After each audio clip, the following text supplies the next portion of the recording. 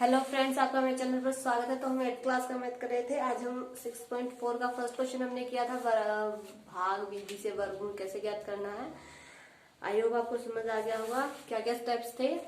जो रकम दी गई है, पहले उनके पेयर्स बनाने हैं, पेयर कहाँ से शुरू करने हैं, पीछे से शुरू करने हैं, फिर स्क्वायर देखना है कि किस स्क्वायर पे जाएगा, फिर उन दोनों को ऐड करना है, फिर उसके साथ जो नंबर से आप मल्टीप्लाई करोगे वही नंबर से नीचे करने हैं। मतलब 3 से करते हैं तो फिर 3 से अगर आगे आगे सोल्व करते हैं तो 23 और उसको ऐड करेंगे। फिर ऐसे ही आपका जो है वो चलता रहेगा। तो इस तरह की कुछ प्रोसेस थी भाग विधि से वर्गमूल ज्ञात करने की। तो वो हमने पिछली वीडियो में की। अगर आपने वो नहीं देखी है तो देख लीजिए। तो आज इसका नेक्स्ट क्वेश्चन करते हैं कि निम्नलिखित संख्याओं में से प्रत्येक के वर्गमूल के अंकों की संख्या क्या होगी, वो हमें बिना गणना किए बतानी है। क्या कह रहा है ये कि मान लीजिए आपको कोई संख्या दे दी जाएगी, जैसे 3 4 8 3 ये दे दी, और हमें ये बताना है कि जब इसका कोई स्क्वायर होगा, मतलब स्क्वायर होगा, पक्का होगा, तो ये बताना है कि जो इस संख्या होगी इसका स्क्वायर होगा वो कितने अंक का होगा। 1 अंक का होगा, 2 अंक का होगा, 3 अंक का होगा, 4 अंक का होगा। तो ये हमें बताना है। इस तरह के क्वेश्चन आपके आज हैं।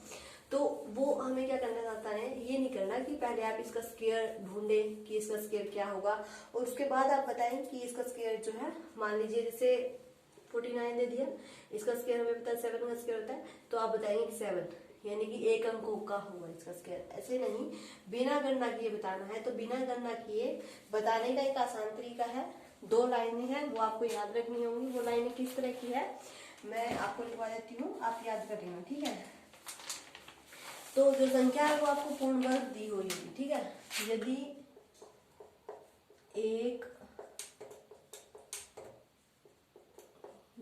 एक पूर्ण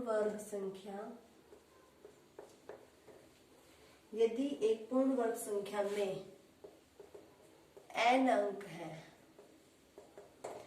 ठीक है, n अंक है, तो जो उसका वर्गमूल होगा तो उसके वर्गमूल में n/2 अंक होंगे, ठीक है। अगर n अंक है तो n/2 अंक होंगे। लेकिन जो ये n है वो आपका इक्वल होना चाहिए किसके, सम संख्या के, ठीक है। सम समझ गए ना, सम संख्या के, ठीक है। सम संख्या तो पता है कौन से होते हैं, 2 हो गए, सम संख्या के जितने अंक होने चाहिए उसमें, ठीक है। और अगर जो नंबर्स आपको दिए गए हैं, अंक आपको दिए गए हैं, विषम है, यदि अगर n जो है वो आपका विषम है तो क्या होगा, तो होगा n+1/2। तो कुछ इस तरह का होगा। तो इससे हम जो है वो पता लगा सकते हैं कि जो पूर्ण वर्ग संख्या है उसका जो आपका वर्गमूल होगा वो कितने अंक का होगा। तो जैसे देखिए क्वेश्चन सॉल्व करके बताती हूँ, आपको समझने में आसानी रहेगी। फर्स्ट क्वेश्चन आपका दिया गया है 64 में अब आप n देखिए, n आपका किसके इक्वल दिया गया है, n आपका क्या है, नंबर ऑफ अंक्स की जो आपको संख्या दी गई है उसमें आपके अंक कितने हैं। अंक मीन्स एक ही हो गया, एक ही हो गया। तो इसमें आपके कितने अंक है, 2 अंक है, यानी कि n जो है वो आपका क्या है, सम है। अगर सम है तो इसका जो वर्गमूल हो गए उसमें n/2 अंक होंगे। तो n आपका कितना है 2, और नीचे भी 2 यानी कि 1। तो यानी कि जो 64 है उसका जो वर्गमूल होगा उसमें आपका एक ही अंक होगा। और वैसे भी हमें पता है तो 8 का स्क्वायर होता है, तो 8 आपका एक सिंगल नंबर है, तो 8 आपका 1 हो जाएगा, ठीक है। अगर छोटी मोटी संख्या दी जाती है तो हम बता सकते हैं, लेकिन अगर बड़ी आ जाए तो हम नहीं बता सकते। जैसे 144 है, हमें पता है ये 12 का स्क्वायर बनेगा आपका, किसका, 12 का, यानी कि इसकी जो वर्गमूल में अंक होंगे वो कितने होंगे, 2 होंगे। लेकिन हम इसे इस फॉर्मूले से कैसे सॉल्व करेंगे, जो संख्या दी गई है उसमें अंक आपके, यानी कि नंबर्स कितने दिए गए हैं, 3 दिए गए हैं। जो n है वो आपका क्या आ गया, विषम संख्या, विषम आ गया। 3 है तो 3 तो आपका विषम ही आता है। तो विषम के लिए हमें क्या फॉर्मूला लगाना है, n+1/2। तो n आपका कितना है 3 + 1/2, 4/2 इक्वल आ गया आपका 2 के। हमें तो पहले ही पता था कि ये 2 है। लेकिन ये आपका किसके लिए है, अगर छोटी संख्या है तो हम बता सकते हैं, लेकिन बड़ी संख्या है तो हम नहीं बता पाएंगे तो ये उनके लिए है, ठीक है। जैसे 4489 दे दिया, इसमें आपके नंबर ऑफ अंक कितने हैं, अंकों की संख्या कितनी है, 4 है। 4 आपका क्या है, सम संख्या है, तो इसका तो क्या हो जाएगा आपका 2 हो जाएगा। इसी तरह से बताना है। जैसे नेक्स्ट दी गई है 27225, नंबर ऑफ अंक्स कितने हैं, 5 है। अगर विषम संख्या है तो हमें कौन सा फॉर्मूला लगाना है, n+1/2 वाला, तो कितना आ जाएगा 3, यानी कि इसके वर्गमूल में आपके कितने अंक होंगे, 3 अंक होंगे। जैसे अगला दे रखा है 3625, नंबर ऑफ अंक्स कितने हैं, 6 है, सम संख्या है, तो सम संख्या y में 2 कर देते हैं 3, तो इसके भी वर्गमूल में हमें कितने अंक होंगे, 3 अंक होंगे। तो बिना गणना किए आप इस तरह से इन फॉर्मूलों से बता सकते हैं कि जो आपका संख्या दी गई है उसका जब हम वर्गमूल करेंगे तो उसमें आपके कितने अंक आएंगे, ठीक है। तो ये था इसका मेथड। नेक्स्ट क्वेश्चन करते हैं। नेक्स्ट क्वेश्चन में आपको क्या दिया गया है, दशमलव संख्याएं दी गई है और उनके आपको वर्गमूल ज्ञात करने हैं, वही भागफल विधि से। जैसे 2.56 दिया गया है, तो इसका वर्गमूल आपको ज्ञात करना है भागफल विधि से। वही सेम स्टेप है, देखिए 2.56, ठीक है।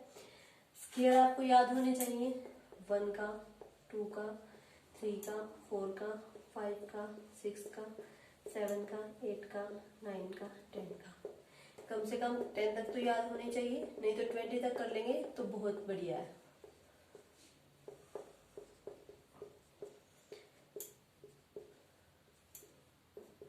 ठीक है, तो वही इसमें भी पहले पेयर्स बनाने हैं। पीछे से 2 का ये बन गया, ये आपका अकेला रह गया, तो 2 आपका किस पे जाएगा, 1 के स्क्वायर पे जाएगा, क्योंकि 2 का करेंगे तो 4 हो जाएगा, ज्यादा हो जाएगा, ज्यादा तो हम ले नहीं सकते, तो क्या करेंगे 1 का स्क्वायर, तो 1 आ गया। तो नेक्स्ट स्टेप में आपका 1 और 1 यहाँ क्या बन जाएगा 2, यहाँ से आपका 5 और 6 पॉइंट आपका ऊपर चला गया, ठीक है। अब 2 बन गया। अब 2 को देखिए किससे मल्टीप्लाई करें, कि अब आपको पता है कि जो नंबर यहाँ लेंगे वही यहाँ लेना पड़ेगा, ठीक है। तो 44 तो बहुत कम रह गया, 5 से करते हैं, 5 5 से 25, 125 ये भी कम ही है। 6 से करते हैं 156, 3 से हो गया, तो मतलब 3 यहाँ 156 कंप्लीट हो गया, ठीक है। सॉरी 6 है, 3 नहीं है, 6, तो इसका आंसर आपका क्या आ गया 1.6, यानी कि 1.6 का स्क्वायर करेंगे तो आपका 2.56 आएगा। तो ये है आपकी भागफल विधि से वर्गमूल निकालना, ठीक है।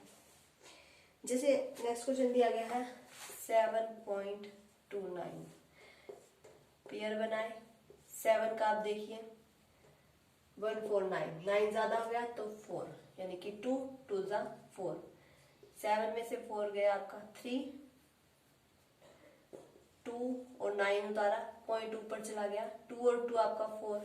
अब देखिए इन दोनों को ऐड किया है, अब यहाँ किस नंबर से मल्टीप्लाई करेंगे, वही बात ध्यान रखनी है, जिस नंबर से मल्टीप्लाई करेंगे वही नंबर नीचे लेना है। तो 4 की 3 से करते हैं,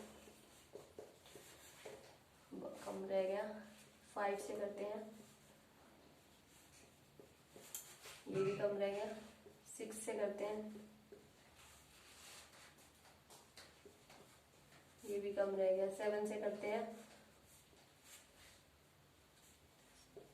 ये आ गया, यानी कि 7 से मल्टीप्लाई करें यहाँ भी 7 से, तो ये आपका पूरा पूरा डिवाइड हो जाएगा। तो 2.7 का हम कह सकते हैं कि जो स्क्वायर होगा वो 7.29 होगा, ठीक है। तो इस तरह से आप क्या कर सकते हैं भागफल विधि से, अगर डेसिमल मतलब पॉइंट्स में भी इक्वेशन दी गई है तो आप उसका भी वर्गमूल निकाल सकते हैं बहुत आसान तरीके से। जैसे नेक्स्ट क्वेश्चन दिया गया 51.84 है, तो इसका 2 का ये बन गया, 2 का ये बन गया, तो इसका देख लीजिए 5149 आएगा, यानी कि 7 का स्क्वायर तो 49, 284 7, अब 7 और 7 आपका 14 हो जाएगा। तो ये आपको देखना पड़ेगा कि अब आप इसकी किससे मल्टीप्लाई करें, मेरे ख्याल से 2 से ही हो जाएगा। देखिए 142, 2 2 जा 4, 2 4 जा 8, 2 1 जा 2 हो गया ना। तो 2 से मल्टीप्लाई, यहाँ भी 2 से, तो ये कैंसल। तो इसका जो वर्गमूल है वो क्या आ गया आपका 7.2 आ गया। नेक्स्ट है 4/2 है, 0.25 है, तो 4/2 देख लो 36 आएगा उसमें भी।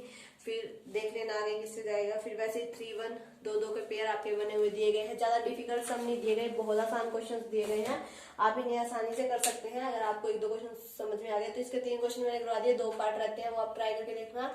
उनमें कोई दिक्कत आती है तो कमेंट करके बताना।